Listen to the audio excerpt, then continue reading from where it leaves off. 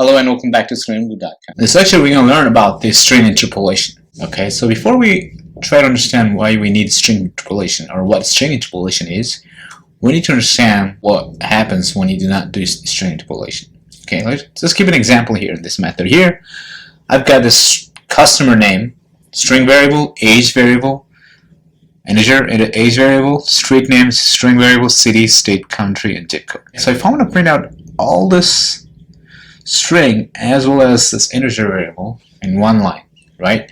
So what happens right now is, let's say I want to print out student details with this colon here, and I got this name, right? And if I want to print out this name here, I do plus customer name, again plus, because I want it to actually concatenate string, right? Then I do this double quotes, and I want to add comma in here, just like here, age again with this colon. Again, plus age, which is my variable, then again plus, then again comma, right? Then again state, right? In this string quotes, double quotes. Then again state, then again comma, country, then again plus country, and so on, right? Just with this 7 variables, right? I had to do plus, and I had to actually put it in double quotes and make sure I have everything correct, right? Although this works without any issues, right? But if you have more than 10 variables, you might have a lot of typo errors, right? In that case, you're going to need a string interpolation. Also, not only that, right? Also, the other thing here is that, if you look into this line of code here, it becomes very messy, right? If some other programmers look into your code, they'll be like, oh, what's going on here? So that's why if you do string interpolation, your code will be a lot cleaner. As you can see here, the code looks a little messy. String println. Just with this 7 variables, you're actually having a lot of plus in here and a lot of the strings, variables, and double quotes. So that's why we're going to need string interpolations. Okay, this one example here is no string interpolation. So now let's look into the string interpolation example here. I got the same variables, and I'm doing system.out.println. So now look into this one here, string.format. So I'm using this format method of string class. So with the string.format, I got the student detail just like before, and a name, right, with this colon.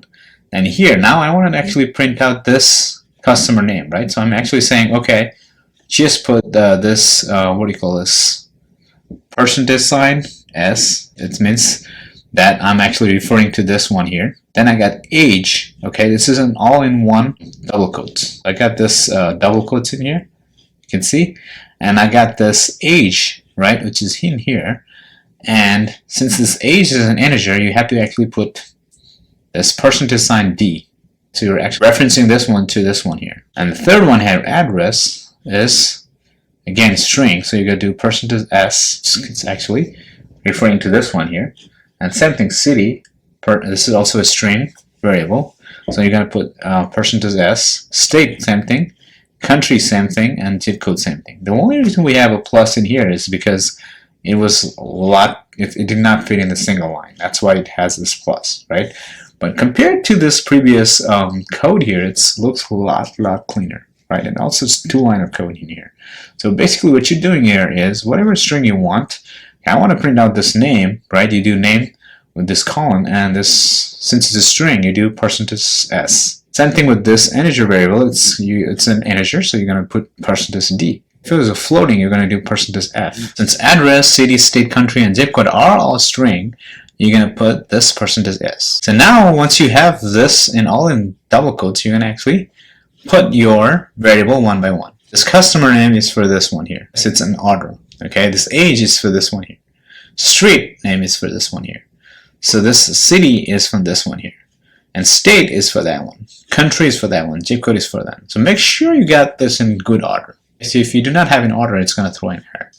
So as soon as you put this comma in here, it's actually trying to get this first one here. First one goes in here, second goes in there, third goes in here, fourth goes in there, and blah blah blah, and so on. So now this way, your code looks a lot cleaner, and any other programmers would understand what you're actually trying to do, because they know that Okay, you're going to actually print out the name variable, age variable, address variable, and city variable, state variable, country, and zip code. And actually, you have followed in order with this variable in here. With that also, you were able to get the same output.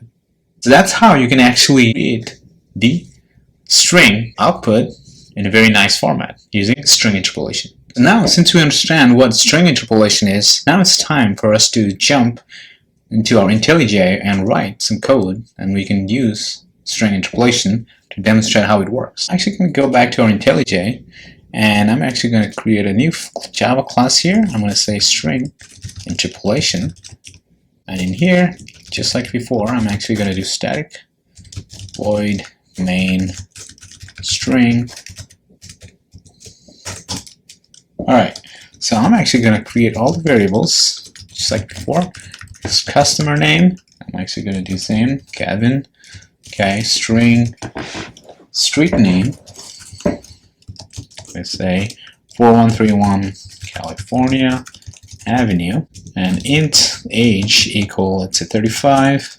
I'm actually going to do string city equals Los Angeles, string state equal California, string chip code equals 90012, string country equal United States. So now we're going to actually print out all this string variable. Okay, so I'm actually going to do system.out println. So in here, I'm actually going to do string. Okay, before this one here. So normally you would put string here and do semicolon, right? Well, we only actually get a string interpolation, so I'm actually going to do string.format. Okay, so this format is actually a method of a string Java class, okay, which you can use for a string interpolation. All right. So now, actually going to put it in double quotes now. So I'm actually going to say student details. So here I'm actually going to do name. I'm actually going to put this percentage, right? If you go sift after 5, you're going to get percentage s. So now same thing, age. Now, since age is an integer, I'm actually going to put d. Okay, it's a digit, right? And I'm actually going to do street name. Yes, okay, instead of street name, I'm going to do address. And now we're going to do the same thing, city. Yes, and I'm going to do state. Yes, so zip code. I'm going to say zip code. Yes, and country equals yes. Okay, so now I'm actually going to print out all the variables. Customer name, so the next one here, so as you can see, I've got this name here, the second one is age, right? So here I've got the name, percentage S, and now the second one is percentage D. So I got to put age, right? The next one here is address, so I'm actually going to do street name. The next one here is city, I'm actually going to do city. This next one is state, next one is zip code, and next one is country. So now if I run this, run it, it should compile and provide me the same output here. So I got student details, name here, and this person is S, which goes in here, customer name, Kevin, age is 35, address is 413 California Avenue, city Los Angeles, state California, zip code, country.